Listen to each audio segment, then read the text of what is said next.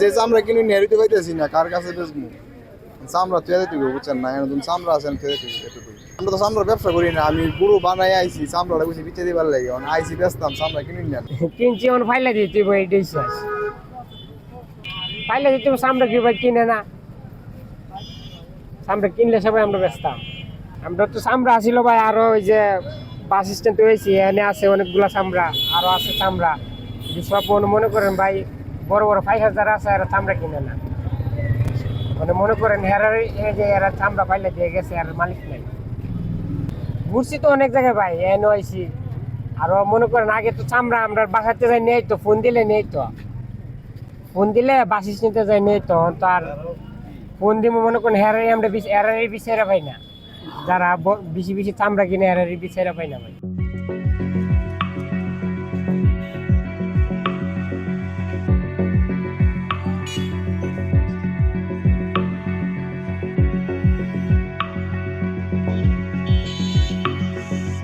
যখন আমরা ছোটবেলা কোরবানি দিয়েছি, আমরা 13 থেকে 1400 টাকা আমরা একটা চামড়া নিয়ে গেছে।